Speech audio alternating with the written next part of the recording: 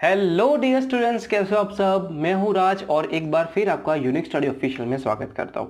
In today's lecture we are going to discuss about average revenue and marginal revenue in perfect competition. ये जो question है basically 7 marks या तो फिर 14 marks, दोनों में ही इसके आने के पूरे चांसेस है। तो ये क्वेश्चन आप करोगे तो आप अच्छे से सेफ साइड पे चले जाओगे। और ये है कुछ टॉपिक्स जो आपको इस क्वेश्चन में लिखने पड़ेंगे और एग्जैक्ट कैसे लिखने हैं तो इसकी नोट्स मैंने ऑलरेडी बना के रख दी है, टेलीग्राम चैनल पे अपलोड भी कर दी है। तो उसकी लिंक जो है डिस्क्रिप्शन में आपको मिल जाएगी, तो वहां पे जाके आप डाउनलोड कर पाओगे। ठीक है, इन टुडेज लेक्चर ये 3 टॉपिक्स आपको जो दिख रहे हैं मीनिंग वाले वो हम करेंगे। नेक्स्ट लेक्चर में टेबल, फिगर एंड एक्सप्लेनेशन को खत्म करके इस क्वेश्चन को हम अलविदा कह देंगे। ठीक है, तो फटाफट हम चलते हैं परफेक्ट कॉम्पिटिशन के मीनिंग पे। और ये रहा उसका मीनिंग। अब परफेक्ट कंपटीशन का जो मीनिंग है और कुछ नहीं, वो उसकी कैरेक्टरिस्टिक है। क्योंकि हमने देखा था कि जो कैरेक्टरिस्टिक है किसी मार्केट में उसको हम देख लें तो वो मार्केट क्या हो जाता है, परफेक्ट कंपटीशन हो जाता है। बट एक्चुअली में तो ऐसी कुछ होता नहीं है। तो परफेक्ट कंपटीशन एक हाइपोथेटिकल मार्केट है, बट फिर भी कई स्टूडेंट को चाहिए कि सर हमको भी डेफिनेशन दे दो। तो ये रही डेफिनेशन जो आप एग्जाम में लिख सकते हो। आसान भी है, इजी भी है, आपको याद रह जाएगी। ठीक है, तो perfect competition is a market structure where there exist large numbers of sellers and buyers buying and selling identical goods. Perfect competition एक ऐसा मार्केट स्ट्रक्चर है जहां पे वेरी लार्ज नंबर्स में सेलर्स एंड बायर्स देखे जाते हैं। और वो बायर्स एंड सेलर्स क्या करते हैं, ऐसी चीजें खरीदते हैं, कैसी, जो चीजें आइडेंटिकल हो। आइडेंटिकल दैट मीन्स होमोजीनियस, एक ही तरीके की जो चीजें हैं वो उन चीजों को वो खरीदते या बेचते हैं। ठीक है, पता लगा कि परफेक्ट कंपटीशन में वेरी लार्ज नंबर्स में बायर्स एंड सेलर्स होते हैं और वो आइडेंटिकल गुड्स को खरीदते या बेचते हैं। ठीक है, और आइडेंटिकल गुड्स यानी कि होमोजीनियस गुड्स, होमोजीनियस गुड्स यानी कि सेम प्रकार की वस्तुएं। आप एक सेलर से खरीदो, दूसरे सेलर से खरीदो या तीसरे सेलर से खरीदो, चीज तो आपको एक ही मिलने वाली है। ठीक है, तो आशा करता हूं परफेक्ट कंपटीशन का यहां पे समझ में आ चुका होगा। और अच्छी तरीके से डिटेल में सीखना है तो परफेक्ट कंपटीशन की कैरेक्टरिस्टिक है मैंने ऑलरेडी चला के रखी है, तो वहां पे एक बार आप जाओ, उसको समझो और परफेक्ट कंपटीशन को आप अच्छे से समझ पाओगे। ठीक है, ये जो नेक्स्ट है वो परफेक्ट कंपटीशन की एक और डेफिनेशन है जो मिसिस जॉन रूबिन्सन ने दी है। और एक चीज यहाँ पे थोड़ी फोकस करने वाली बात है कि अगर आप किसी इकोनॉमिस्ट की डेफिनेशन लिखते हो तो उस इकोनॉमिस्ट ने जिस तरीके से लिखा है उसी तरीके से आपको पूरी की पूरी डेफिनेशन लिखनी पड़ेगी, बिना वर्डिंग में चेंज किए। ठीक है, तो अगर आप किसी इकोनॉमिस्ट का नाम लिख रहे हो डेफिनेशन के बाद या डेफिनेशन के पहले, तो उस डेफिनेशन को आपको 100% एक्यूरेसी के साथ लिखना पड़ेगा, अदरवाइज वो डेफिनेशन आपकी रॉन्ग हो जाएगी। तो आपको 100% डेफिनेशन रट्टा मार लिया आपने, 100% याद है, तभी उस डेफिनेशन को लिखना है with the economist name. Otherwise आपको ऐसा लगता है कि डेफिनेशन मुझे परफेक्टली याद नहीं है, तो इस प्रकार की डेफिनेशन आप लिख सकते हो और उस डेफिनेशन में किसी भी इकोनॉमिस्ट का नाम आपको लिखना नहीं है। ठीक है, तो ये हो गए परफेक्ट कंपटीशन का मीनिंग और उसकी डेफिनेशन। नेक्स्ट हम चलते हैं meaning of average revenue. Average revenue का मीनिंग क्या है, but before going to discuss about average revenue, first we have to understand what is the meaning of revenue. और आप तो एक अच्छे कॉमर्स के स्टूडेंट हो, तो आपको तो रेवेन्यू का मीनिंग पता होना ही चाहिए। रेवेन्यू यानी कि क्या होता है, हमारी आवक या फिर वन काइंड ऑफ इनकम भी कह सकते हो। ठीक है, बट इनकम ना कहते, हम थोड़ा आवक पे ज्यादा फोकस करते हैं। अब यहाँ पे एक चीज अज्यूम करो कि आप एक कंपनी या फर्म के मालिक हो, आप एक कंपनी या तो फिर फर्म के मालिक हो।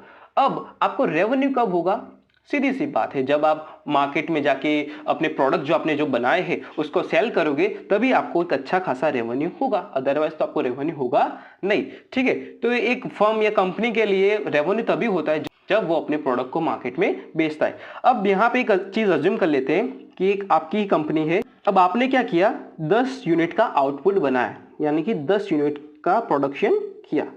ठीक है, अब वो 10 यूनिट जो है आपने मार्केट में सेल कर दिए, आपने उसको मार्केट में सेल कर दिया। अब मार्केट में जैसे आपने सेल किया तो आपको उसके रिटर्न में 100 रुपये मिले। कितने रुपए मिले, 100 रुपये मिले। अब ये जो 100 रुपये है उसको हम क्या कहेंगे, टोटल रेवेन्यू।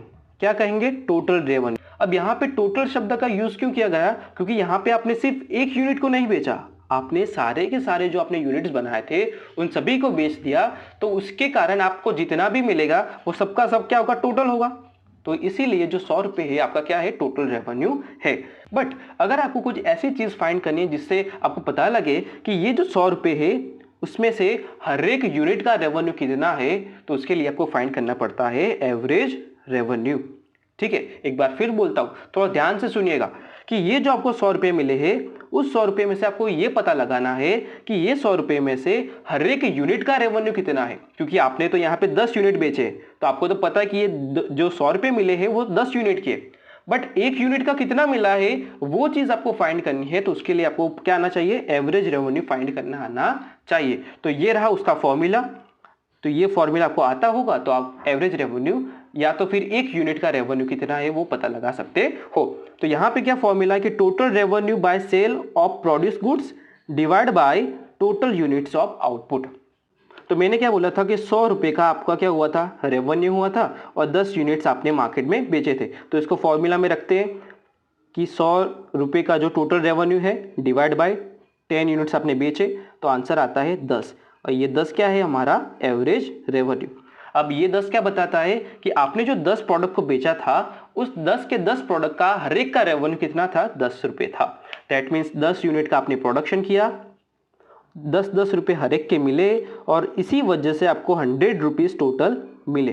ठीक है, तो ये 10 क्या हो गया आपका आउटपुट, ये 10 रुपए क्या हो गया एवरेज रेवेन्यू, और ये 100 रुपए क्या हो गया आपका टोटल रेवेन्यू। ये जो चीजें सिर्फ जानने के लिए अगर आपको आता है तो ठीक है, अदरवाइज सिर्फ और सिर्फ आपको एवरेज रेवेन्यू का कॉन्सेप्ट समझना है और टोटल रेवेन्यू का कॉन्सेप्ट समझना है।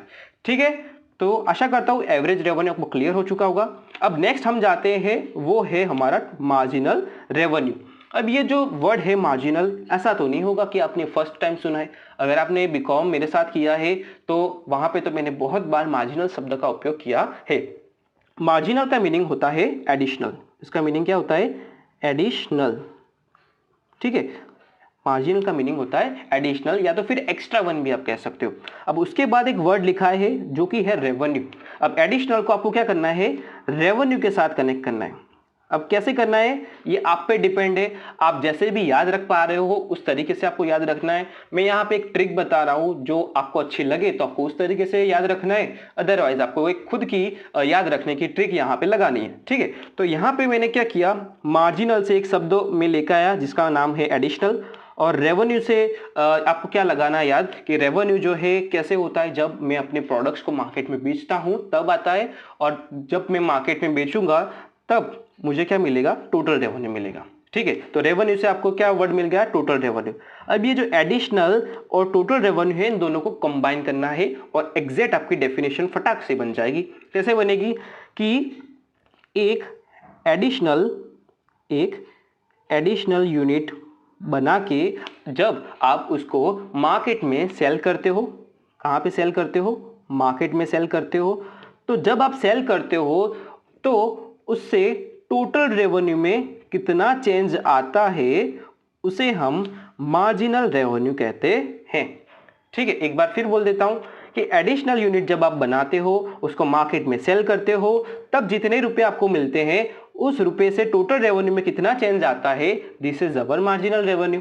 ठीक है, तो आप इस तरीके से भी डेफिनेशन को बना सकते हो, याद रख सकते हो, ये आप पे डिपेंड है। ठीक है, अब लेटेस्ट टेक एन एग्जांपल जिससे मार्जिनल रेवेन्यू का आपको कॉन्सेप्ट क्लियर हो जाए कि आप एक कंपनी के मालिक हो, आपने 10 यूनिट का प्रोडक्शन किया, कितने यूनिट का, 10 यूनिट का प्रोडक्शन किया, उस 10 यूनिट को अपने मार्केट में बेचा तो आपको कितने मिले, 100 रुपए मिले। ठीक है, अब यहाँ पे आप क्या कर रहे हो, एक एडिशनल यूनिट बना रहे हो। ठीक है, एक एक्स्ट्रा यूनिट का प्रोडक्शन कर रहे हो, तो एक यूनिट आपने बनाया, अब डायरेक्टली उसको आप क्या कर रहे हो, मार्केट में जाके सेल कर रहे हो, तो उससे आपको कितने रुपए मिले, 8 रुपए। ठीक है, तो अभी आपका टोटल रेवेन्यू क्या हो गया, आपका टोटल रेवेन्यू क्या हो गया, पहले 100 रुपए था, अब ये 8 रुपए आपको एडिशनल मिले, तो टोटल रेवेन्यू हो गया 108। और पहले कितना था, जब आप 10 यूनिट का प्रोडक्शन करके बेच रहे थे तब था आपका टोटल रेवेन्यू 100 रुपीज। तो ये पहले का टोटल रेवेन्यू है और ये आपका न्यू टोटल रेवेन्यू है। ठीक है, इतनी चीज क्लियर। अभी आपको क्या फाइंड करना है, मार्जिनल रेवेन्यू। मार्जिनल रेवेन्यू का फॉर्मूला क्या है, change in total revenue divide by change in output sale, change in output sale. अब इसको आप यहाँ पे फॉर्मूला में रखो तो ऑटोमेटिकली आपको पता लग जाएगा। अब चेंज इन टोटल रेवेन्यू यानी कि एक यूनिट आपने जो बनाया एडिशनल, उससे टोटल रेवेन्यू में कितना चेंज आया है उस पर फोकस करना है। तो पहले था 100 रुपए और वो एक एडिशनल यूनिट बनाने के कारण बढ़ के कितना हो गया, 108। तो चेंज कितना है, कि अभी हो गया 108, पहले था 100, तो चेंज कितने का आया है 8 रुपये का। तो यहाँ पे कितना आएगा 8, डिवाइड बाय नीचे क्या है आउटपुट सेल, आउटपुट सेल में कितना चेंज लाया आपने, सिर्फ और सिर्फ 1। ये जो 10 यूनिट मैंने लिखे तो आपने पहले से ही सेल करके रखे, आपने यहाँ पे क्या किया है, जो आपने एडिशनल यूनिट बनाया है उसको ही सेल किया है, तो यहाँ पे सेल कितना आएगा 1, तो इसी की वजह से आपका जो मार्जिनल रेवेन्यू हो जाएगा वो होगा 8। ठीक है, तो ये हो गया मार्जिनल रेवेन्यू का कॉन्सेप्ट कि एक यूनिट जब आप एडिशनल बनाते हो उसको मार्केट में सेल करते हो तो उससे टोटल रेवेन्यू में कितना चेंज आता है, this is our marginal revenue. ठीक है, तो आशा करता हूं कि मार्जिनल रेवेन्यू का कॉन्सेप्ट यहाँ पे आपको क्लियर हो चुका होगा।